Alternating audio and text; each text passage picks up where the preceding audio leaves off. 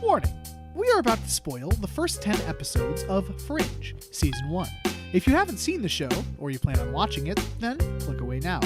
Or, if you've already seen it, or you just don't care, then please stick around. Okay, some procedural from 2008. This should be fine. Oh my god, that's so much blood!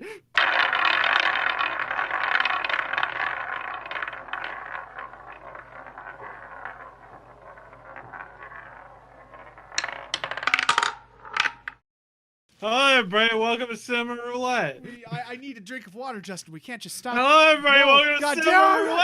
Hello, everybody, and welcome to Cinema Roulette. Today's episode revolves around a television show which I was very interested in checking out, and, neither of us have seen it. I cared about seeing it too, I guess. Yeah, it had a very interesting concept. Yep, that's the exact word you were looking for. I completely lost the word after I first saw it. It was like con, and then my brain was like, "What's the word? What are you trying to say, man?" I don't know. But yeah, it's a good concept, and I remember actually seeing commercials for it back in the day when it was first airing, because me and Dad just always watched a lot of television back then, and I got previews for it a lot, and I've been meaning to check it out, and thankfully it's good so far. So spoilers on our opinion. Yeah. So yeah, today is the first half of season 1 of Fringe.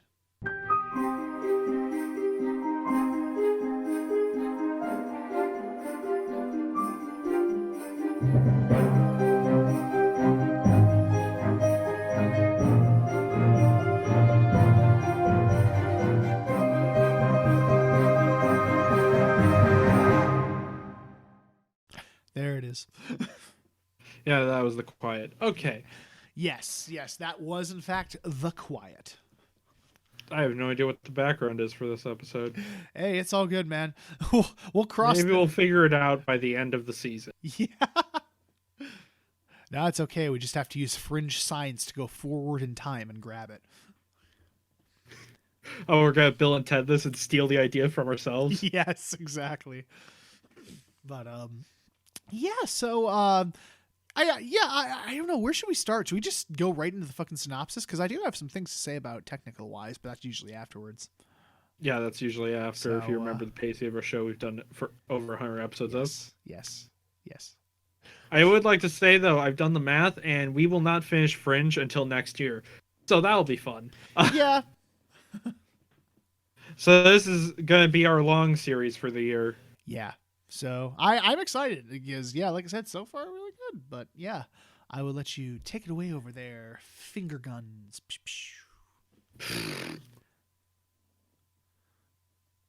Okay, so Fringe is about this FBI agent named Olivia.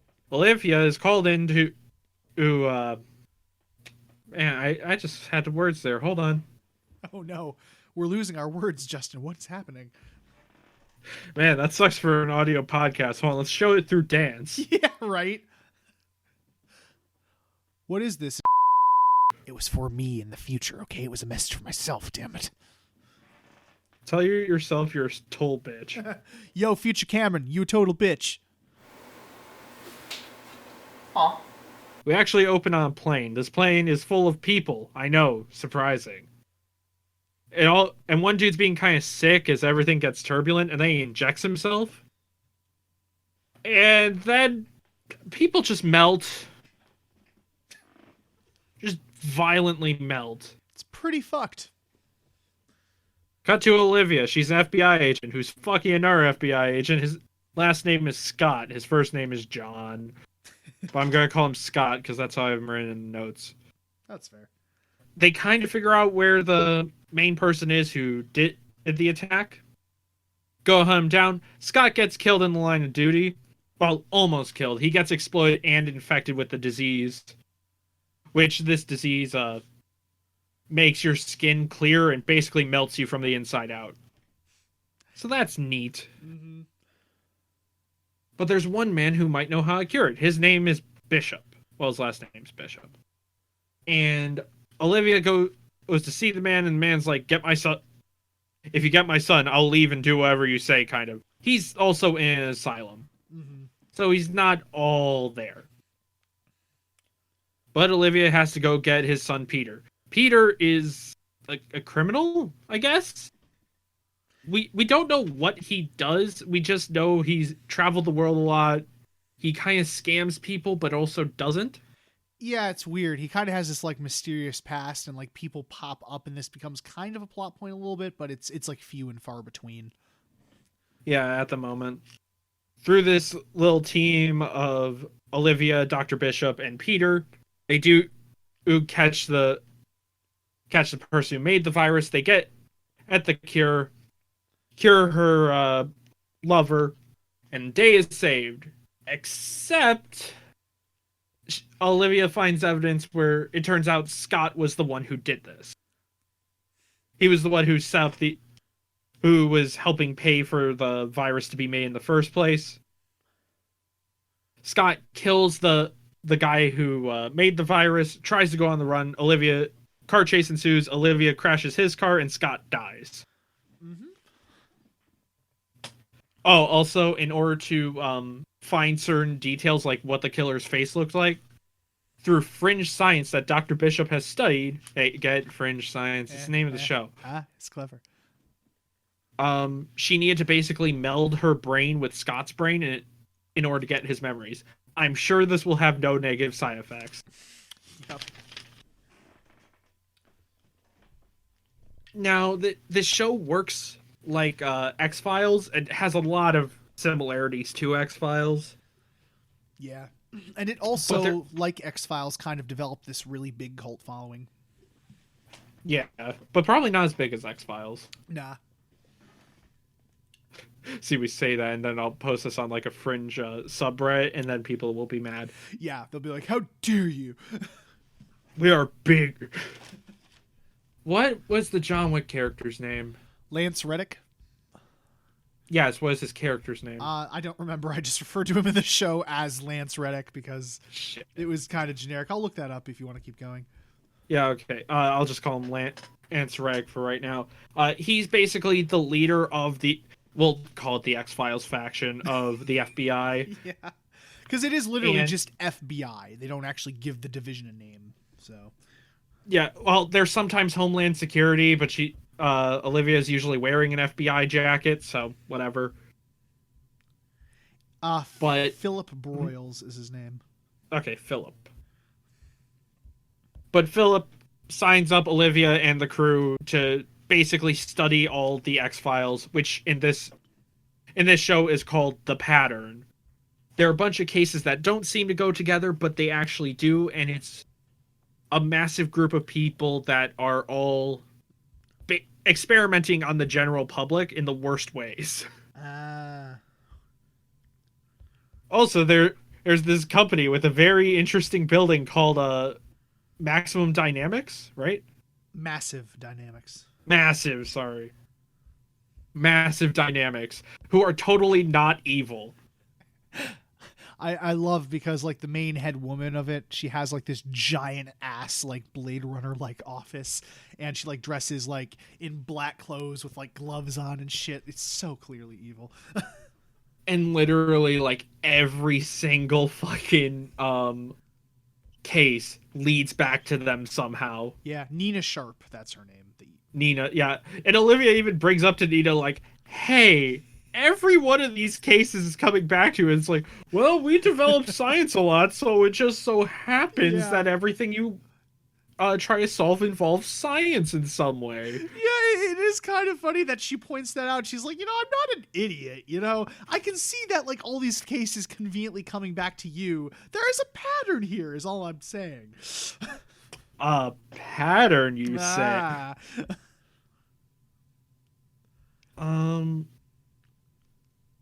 We also find out there is this sort of G-Man or observer that Philip has followed throughout the years, and Olivia soon discovers as well.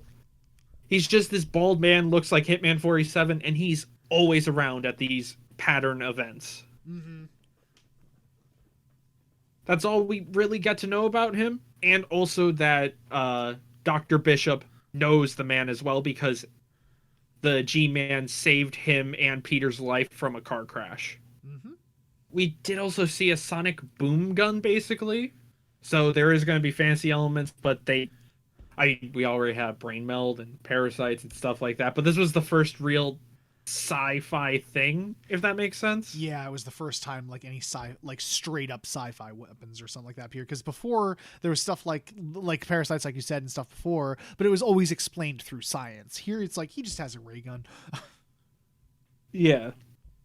A little bit after G-Man, Olivia starts seeing visions of Scott, a ghost Scott, if you will.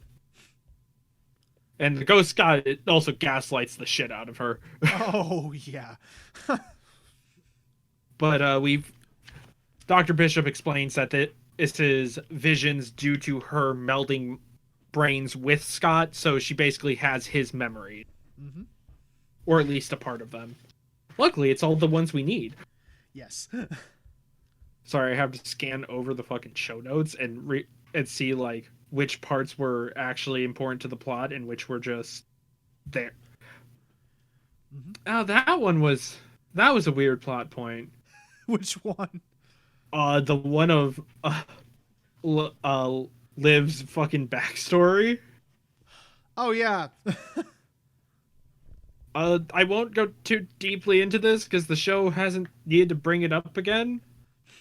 But Liv gets a dark backstory of child abuse, so that's fun, I guess. Yeah, like she gets a backstory of child abuse, and she shot her father, but several times, but she never actually finished the job. So he's out there somewhere, is all they left that at. Yep. So that's dark. Yeah, it just comes kind of right the fuck out of nowhere. I was like, what, did the writers just realize she had no character at this point and just needed something? Yeah, they just went needlessly dark there, honestly. Maybe they just... No, wait, can't say that. That's a spoiler. Oh, no. Actually, the parasite came later in the show. But anyway, there's an episode with the parasite, and it's one of Philip's friends. So they need to save him because he has like this centipede thing around his heart that's constricting it. Get it off there so he doesn't die. Mm-hmm. The only person who knows how to solve this is named Mr. Jones, and he's in like a far-off French prison. Yeah, and he's... Pretty sure it was French. No, it was German. Yeah, I say because he's very German. So a German person can get arrested in France. Yes, they can. And he also knows about the pattern and even like questions Olivia like, don't you find it weird that we just happened to meet up even though I never talked to anyone? Mm-hmm. In order to get him to talk and say how to cure the parasite, Olivia needed to say a certain phrase from a person he was friends with back in the United States. And after jumping through a bunch of hoops because the guy accidentally got shot in the face. Yeah. He eventually gets answers with Little Hill and whatever the chemicals needed to defeat the parasite. We save Philip's friend, but it turns out after everyone leaves the room, Philip is doing this just to get that thing of Little Hill. Yep. Then we got an episode about this code that people have been trying to solve for years, and anyone who doesn't solve it gets killed, basically, or, well, mentally screwed to the point where they are just incapable of living in society. Yeah, because when Walter was back in like prison or whatever, that he had to run into the one guy. Yeah, the one mathematician. Yeah, where it's like he basically goes insane or something. Because we originally thought like that, like one of the people got to him or something. I think. Yeah. Yeah. Also, Walter is Dr. Bishop. I forgot his first name, so I just call him Dr. Bishop. You're good. Walter is also sent back to the asylum in this episode in order to get some information. And while due to him kind of starting a fight, they keep him there because the warden of the asylum wants him to stay there. He thinks Walter is dangerous, Mm-hmm. even though Walter has been honestly adjusting to society pretty well. Yeah, exactly. Especially considering he's just been in a mental asylum for over a decade. Yeah. And he sees another version of himself. Like another him talking to him. It was really weird. And this moment is never explained, by the way. Yeah, this has not been explained yet, and we don't know if that's just him being crazy or if we actually saw a second Walter. Yeah. But either way, this unsolved equation turns out to be the equation to basically phase yourself through matter. Mm-hmm.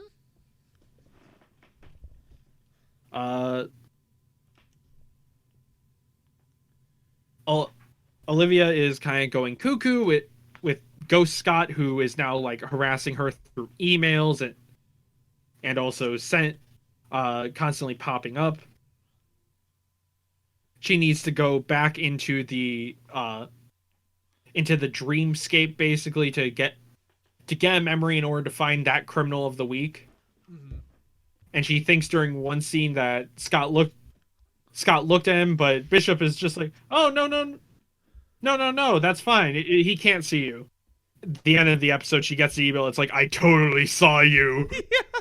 I was going to make the joke he emails her that, and then he fucking does.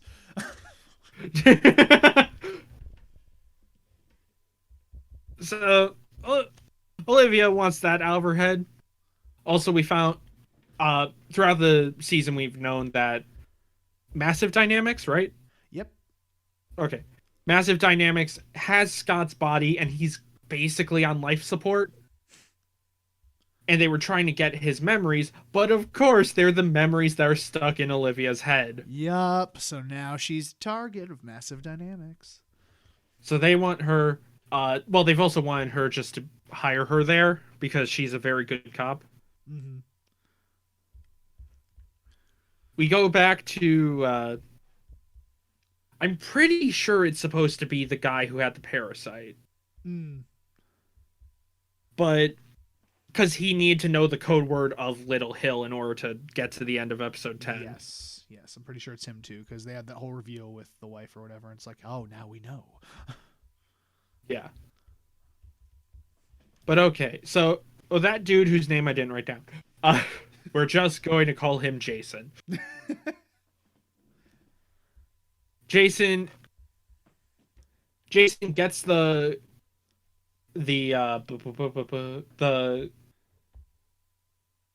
brain words formula. You want to try that sentence again? Jason gets the formula in order to go through walls and uses it to rob banks, but only to steal one specific deposit box from each bank. Turns out all of these are Walter's, and what it is a time machine that Walter wanted to use in order to go save a scientist, in order to save Peter's life because he had a rare disease that no doctor could figure out. But luckily, Peter recovered before Walter used the time machine. Mm-hmm. And then he split up the time machine, put in deposit boxes. These guys stole it.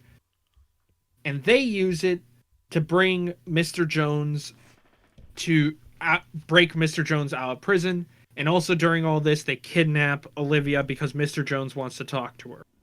Mm-hmm. And that's basically where the series where the first half of the season ends. Also during this, we find people are looking for Peter. Yes. Yeah, I'm assuming they're like they're just mafia or organized crime that want him to pay a debt. Yep, we do not know yet, so we will see. Because hopefully that was a possible explanation for this first half. Yeah. Yeah, and in that last episode, it's kind of interesting because not only does she have Massive Dynamics after her now he also has the one Mr. Jones. I don't know why I keep forgetting his name. He even made a joke with the one song. Platoon. Yeah, the soundtrack to Platoon. But no, it's funny because I was just wanting them somewhere in the episode to play Mr. Jones by Counting Crows. I was like, that would have been so perfect. Ow! I just stabbed my toe. With what? Okay. So you know that like those plastic things you put on top of rugs for wheelie chairs, like those Yeah. plastic bangs. I have one of those, but the front of it kind of snapped off and it's poking up now. So I just rammed my like toe right into that. Pretty sure you did that like an episode or two ago. Did I? I don't remember. Clearly not, otherwise you wouldn't have done it a second time, idiot. Exactly. But yeah, that was Fringe season, first half of Fringe season. Neither of us are having words. Wow, this is a Neither great of us. episode. Man, we are struggling. I'm sorry. We apologize in advance. We are struggling with words, man. Overall, pretty solid start to the first season. I'm really enjoying it so far. I know we were a little worried because, the last American TV show that we had was really fucking terrible. Which one are you talking about? The Cape or the Strain? Yes. But yeah, I'm really enjoying it so far. And season 1 is apparently the weakest season because later on it apparently gets like way better. Like it got mediocre reviews, but so far it's really good. Like it's not amazing or blowing me away, but especially by American TV show standards, I think it's really solid. Yeah, I mean, okay, we can get some of the bad out of the way. Yeah. Olivia is by far the weakest character. Yeah, there've been a couple of moments that she has the writers gave her, but overall she's been kind of bland, which is unfortunate. And the actress is not at fault. She does a really good job with whatever she's given. It's more the writers. Yeah, it's just like we've gotten bits of backstory. We've seen some rebellion from her towards the towards this whole conspiracy thing. Mm-hmm. But she's honestly just not as interesting as Peter or Walter. Yeah, for real. And the thing about her too is she has a tendency to like gloat to the bad guy early. She's done that twice so far in this season. What do you mean? Like she went up to the one dude who Oh, you said gloat. Okay. gloat. What did you think I said? I heard glope. Oh. I was like, what the fuck does glope mean? No, gloat. She went up and gloated to 2 of the villains before she was really ready to actually capture them. And the funny thing is, in the one episode where she goes up to the guy at the dinner party or whatever, I'm like, it's kind of your fault that he got tipped off. Yeah, who tipped him off? Didn't you go up to his face and say, I know what you did and I will arrest you? Yeah, right? And she did that to the one Massive Dynamics woman, too. And it's like, okay, you're supposed to do this after you've basically got the enemy at checkmate. That is when you go up and, like, start acting all cocky. Yeah, you don't say, I'm going to go do a sneak attack on you, and you'll totally fall for it. Yeah. It's on West Avenue at 4 p.m. Exactly. It's like... You know who's not going to show up on West Avenue at 4 p.m.? Yeah. That's a whole lot of me. So yeah, that little bit was unfortunate. And there's a couple times too, it gets better thankfully as the season goes on, but there's a couple times where it has early, like mid 2000s shaky cam. I didn't mind any of those. Those were fine. Yeah. The only really bad one was the car chase in the pilot. That's about it. Yeah, that was bad. I'll give it a pass because it was a pilot. Well, yeah, it was a pilot and it ended with that really sick car flip. So Another problem is it feels like there's one writer who comes in every few episodes and then decides this character is going to be an asshole today. yeah, because they do that kind of to every character. They do it to Olivia and Walter, and I think what's Walter's son name again? Peter. And Peter as well. Just think of a saint. Yes, there you go. Saints Row. Just think of the saint, Cameron, like the dirty Christian you are. But yeah, there's just random episodes where one character decides to get a massive stick up their ass and just be a dick at all times. Yeah, and the excuse they give for Olivia is, well, today's my birthday. Cool. Great. Then yeah, there's like one time Walter like snaps at Astrid. It's like, where the fuck did that come from? Yeah. Oh, also there's a character named Astrid. She's just kind of around. She's just kind of there. It's unfortunate because I like her. Like she's real pretty and she has like kind of this like just kind of, I don't know, the way she carries herself, I guess. I just like her character. She's very interesting. Yeah, anytime she does get to talk, she gives off good vibes. Yeah, she does. I really like her. I hope they use her more. I really do. I also love the cliche that anyone who is like remotely quote unquote friends with either Philip, Yeah. Olivia, or Peter immediately betrays them by the end of the episode. Yeah, it is kind of funny how much they've used that. Like, there's always like, oh yes, I knew this person in my past, and then they turn out to be evil. Like, it's been almost every single person has turned out to be evil in some way. If they're friends, yeah. Yeah, it's a little silly. It's kind of like the red shirts in Star Trek. It's like, well, no, they're gonna die. But I'm gonna say something about Kill a Kill, but I won't. Oh, okay, thank you. It is a funny thing, though, if you realize it quick enough. I don't know, man. It might make me lose my way. Not sure. How would you lose your way? You just have to sit in front of the screen and watch the show. That's true. But yeah. So that's a little longer. I think that's about it, though. So thankfully, Yeah, that was it. I mean, there's a couple of just like 2000 isms, but whatever. Other than that, it's fine. The positives absolutely outweigh the negatives, which I'm so happy that that's happened now, because the last two series have been kind of shit. So, I wouldn't call Star shit. well, not Star, but I'm talking about like the two American ones we did. Sorry. Star was made in America. It was made by Disney. Oh yeah, technically yes. So, live action, I should specify then. There you go. Okay, we got it, ladies and gentlemen. I still got it. All right. Yeah, so the positives. Let's get one very obvious thing out of the way. The gore is insane in this show.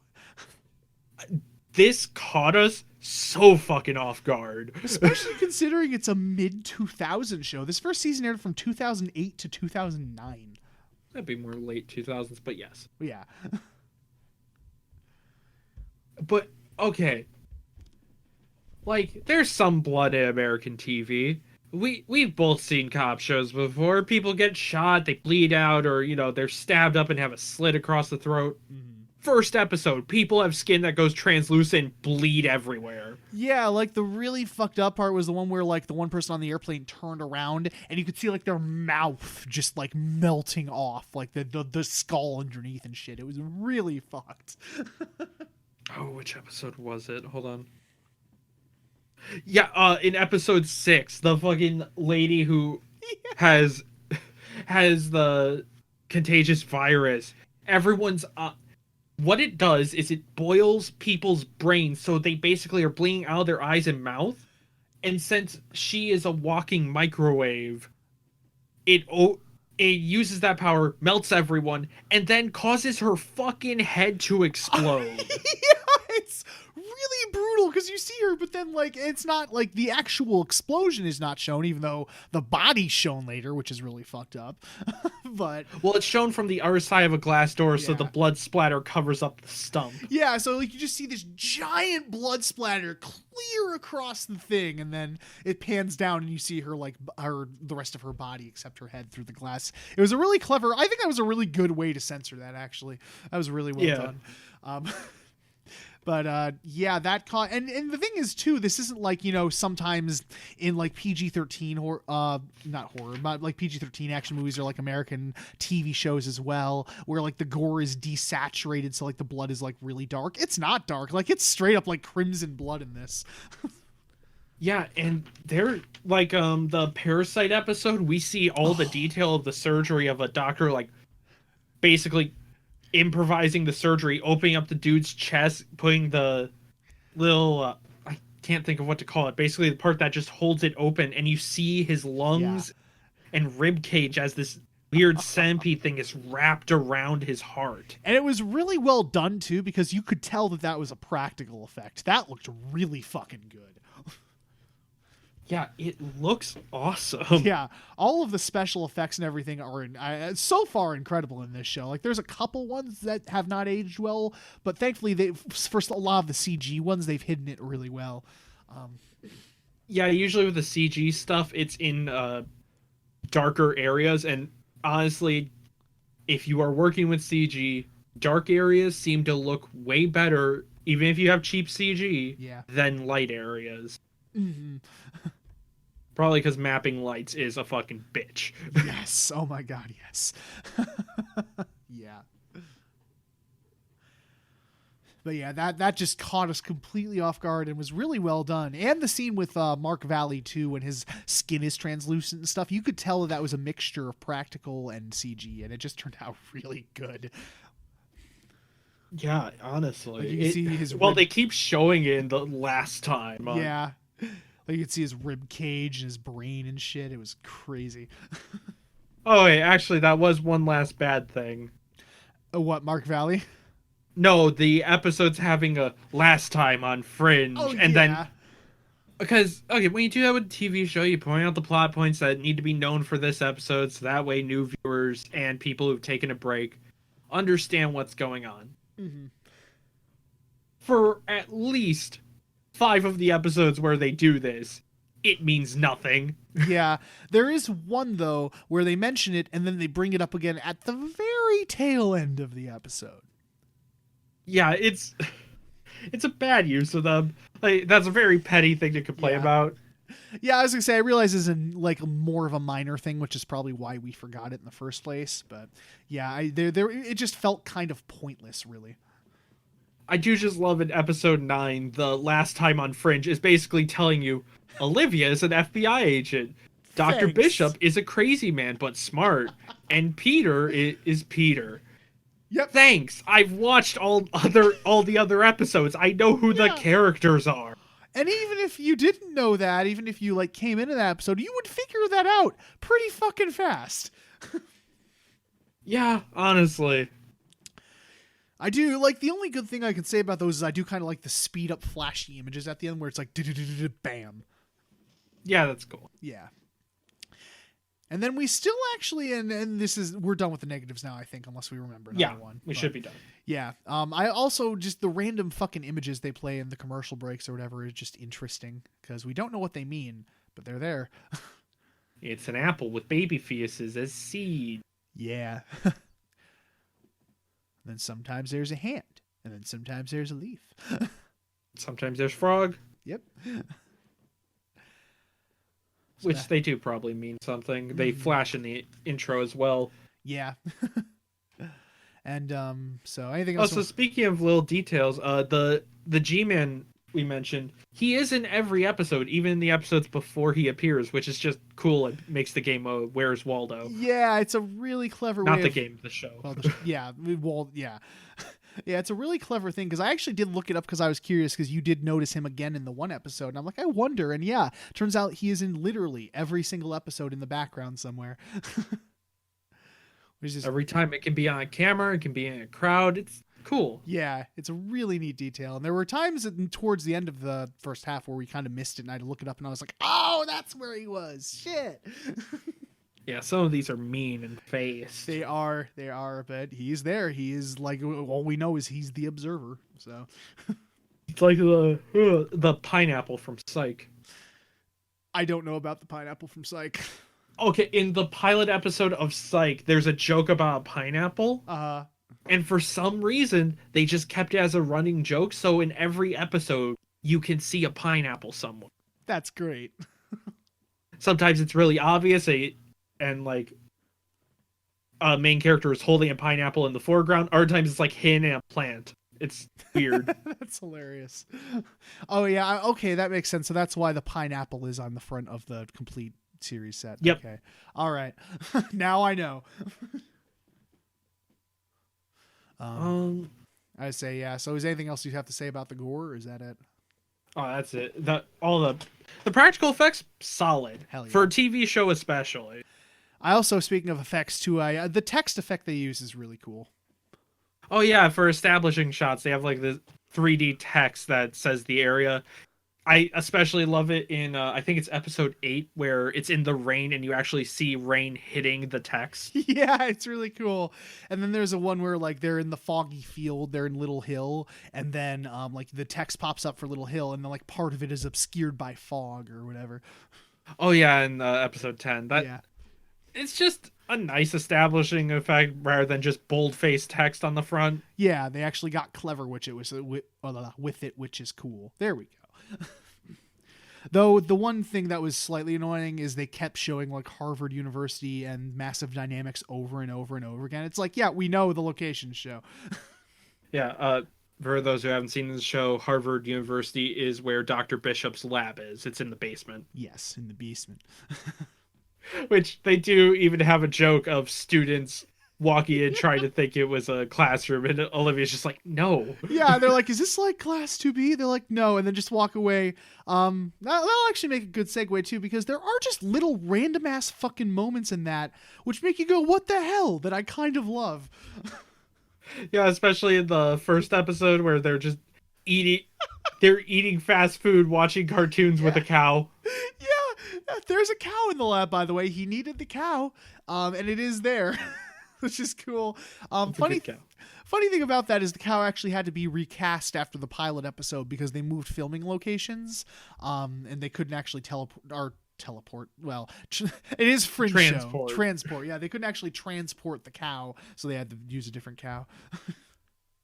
That's just fun. There's moments where like Walter's milking the cow, or there's another one where he's like heating up milk in like a test tube and then drinking out of it. You need that warm squeezed cow juice. Exactly. It's just great. And there was the one too where like he's talking about Olivia and they're about to go back in the machine, just goes, "Oh, sorry, I just got an erection." That was a weird one. It's just like, the hell? What did you say, Walter? And then there's Walter's casual drug use, which is great. Oh yeah, he's just making cocktails of all things. Yeah. I just imagine like there's like a side story going on with Walter where that we don't know about, like where he's like this massive drug kingpin. Yeah, honestly, I imagine it's like who is selling this old ass man drugs? No, he's probably making them himself. He's probably making them all, which is like, yeah, there's this like Breaking Bad ass drama going on behind the scenes. This guy comes in just like, yo, we ready to cook? Oh, okay. Yes, I've got the steak in the oven. No, like meth. Oh, right. Right, I almost forgot. Yeah. I really like Walter's voice. It's kind of soothing. Kind of reminds me a little bit of Orson Welles. I don't hear it. Yeah. And then, yeah, the characters in general are fine. Like we said, Olivia is the weakest one, but everyone else does a really solid job. Yeah, everyone's at least two-dimensional, which is nice. Yeah, like, yeah, Walter and Peter especially get a lot of character development. And the scene where he goes back to the asylum, too, is just surprisingly emotional. I really liked that. Yeah, it works, and you feel kind of bad for the guy. Yeah. While also being creeped out by the trippy imagery. Yeah, I was surprised when that happened. Like, I thought they might try to go like a little trippy in the first episode because they weren't actually showing what she saw, but then they did actually show what she saw for a little bit, and I was like, oh wow, we're doing this. Oh, okay, cool. Especially towards the end of the first half of the season, they really start experimenting a lot. Yeah, so that bodes well for the rest of the show or season. Yeah, so I'm excited because I am all down for trippy shit. Like, I'm all down for like getting creative with shit like that. I love that. I also like the creativity of the villains of the week. I think they're all interesting. And so far it hasn't gone too far to be like, okay, you guys are just gang fucking weird. Yeah. Like, yes, it is fringe science, but it still makes enough sense. Yeah. Like that, because that's the thing. It is all based on something, because a lot of this is like already existing scientific theories that we've never actually been able to accomplish. So, And there, what also helps too, I realize, is there's a lot of times where like the villains have like the thing where they can walk through walls or whatever, and Peter isn't, or not Peter, Walter isn't just like, oh yes, I already have that or whatever. He actually is like, oh yes, I was working on that, but I didn't finish it. Someone else must have made a breakthrough. So. Yeah, just the sort of, I did look into that, but I never got around to it type deal. Yeah, so that kind of adds to the credibility that he just isn't magically making, yes, this device that we can use. I mean, they do sometimes use him as a Deus Ex Machina, where it's like, oh yes, I knew exactly the person who was doing that. Yep.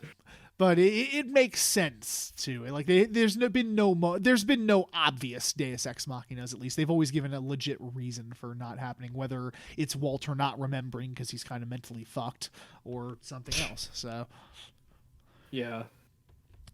Speaking of which, also the actor who does Walter does a really good job with that as well. Like a good balance between like being actually. It is this good balance of just a man who's clearly lost something. Yeah. So. I do like all the characters. Like you said, the villains are all so far really strong. They're all distinct. They're all memorable. There's been none who are too over the top. But okay, the murder butterflies were a bit over the that top. was kind of hilarious. But to be fair, they weren't actually murder butterflies. That was in his head. So still love the dude's logic of, I'm being attacked by butterflies that are chopping me up. Instead of going out the door of the room, I'm going to jump out the window. I'm just gonna jump out the window of the skyscraper I'm currently in. It ends about as well as you would think. Someone loses a car. Yeah. And I guess he also dies, but you know. He was an opening character. Who cares? Yeah, exactly. That's well done. And like I said, starting out, like especially in the pilot, the cinematography was not super impressive, but it does get way better later on. And there were a couple episodes I really loved the cinematography of, especially the one episode with the kid who played piano. I loved some of the shots in like that underground saw-like lab. Oh yeah, episode 8, they just have all the colors going around there. It was great to look at. Yeah, that was the first one where I was like, from a technical standpoint, wow, this is really cool. And I also really like, because the whole setup is like there's this these hypnotic lights which flash green and then red and then green and then red. And I like that they showed it from the character's perspective every time. Yeah, because what it does is it hypnotizes you so a bunch of time passes and allows the villain to escape type deal. Mm-hmm. So anytime it comes up, you're in the character's perspective, you see the lights flash, and then all of a sudden it's like 2 hours later. Yeah, I do like the one with Peter where like he's like, okay, you can do this, but it's not actually gonna work. And then then he like kind of stops there and looks around, and all of a sudden his sleeves are gone. He's holding a pair of scissors, and Astrid comes in and says, okay, who's ready for lunch? Yeah, right after they had, even though in Peter's mind they just had breakfast. Yeah, exactly. It's so. It's just cool the way they actually showed the passing of time in that. That was one of my favorites, technical wise. And like, because the pilot episode too, I'm pretty sure that there was this like green tint to everything. At least it felt like that. Yeah, I remember it looking a bit odd. Mm-hmm. Thankfully, that goes away, and they do actually get good cinematography later. So that I was worried about that in the pilot about the way it was shot, but that was relieved. So thank heavens. Reminds me of the first season of Supernatural, because like in the first half of it, mm-hmm. It's all desaturated to hell, and I hated it so much. Really? Yeah. Luckily, later on, they do actually remember. Oh, right, color exists. Yeah. Because that was the thing in the early to mid 2000s was everything had to be desaturated because it looks gritty or whatever. Fucking realism. Yeah. Everything had to be shaky and disorienting. I do not miss those times. I don't either. So yeah, that was good, and it is interesting. I do like the plot so far has been really good. There's been no like plots where I'm like, okay, this fucking sucks. And there's been parts of it that are weird, but there's never been an episode which I would say is bad. Yeah, nothing that sticks out in my mind, at least. Yeah, there have been episodes that have been slightly weaker, but none that are outright terrible, thankfully. Excuse me. So yeah, anything else you can think of, or Oh, I did miss one plot point. okay, Peter, in order to get information on someone, needed to make a deal with the lady at Massive Dynamics, so he owes her a favor at some point. yep. So that'll probably come back up later, probably at the end of the season. Yeah, probably before then. Mm. But yeah, if this is the weakest season, this is fine. Honestly, yeah. If it just keeps getting better from here, then that bodes really well, and I'm really looking forward to what they do with it. So. Yeah, I think right now they're just trying to establish a tone, and then hopefully, now that we've hit the mid-season point or next season, we will see more character development. Yeah, so because this has been so far really good in establishing the setting, the characters, the tone we're going for, and all that. And then probably next season they'll start experimenting more. So we just need, I guess, a ground level thing here. So The only thing I'm worried about is J.J. Abrams as a producer on the show, so the ending might not be satisfying. yeah, so we will see about that. Because when you see produced by J.J. Abrams, it's usually a 50-50 chance of it being good or not. Well, at least the first half will be good. Yeah. Oh, maybe even first 2/3. Yeah, so. Yeah, so we will see how this wraps up well, at least the first season wraps up in not next week, but the week after, because next week is Rashomon. You right. Yep, so next is Rashomon. Yay. Rashomon, and I will say a bonus episode. Mm-hmm. So won't say what it is, but yes, you got a bonus episode next week. Yep, so look forward to that. And when you're hearing this, we're currently recording movie month. So Yay. Yeah, that will happen in November. Yep, but we are recording it in June. Yes. And we will be in person again, so look forward to that quality. I know we're pretty good quality right now. We're damn good quality right now, but it's even better. Except when Cameron's computer decides to fuck up. Yeah, except when my internet decides to cut you off. We don't have a wheel spin at the end of this episode, so it's just going to be kind of an ending. Yep. So yeah, we will catch you guys later. I don't catch anyone. I'm not a cop. Damn it. Should I let the hostages go then? No, we need listeners. True. Okay. Lol, bye.